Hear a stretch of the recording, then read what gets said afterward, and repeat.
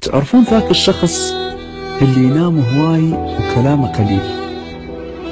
ومتصل بالانترنت طول الوقت بس ما يحكي ويا احد، ويحاول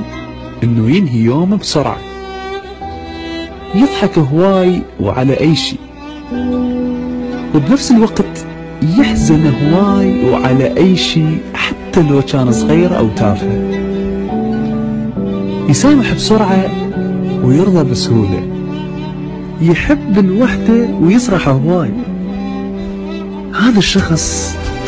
مو كسول ولا مهمل ولا غبي ولا حتى بارد، هذا الشخص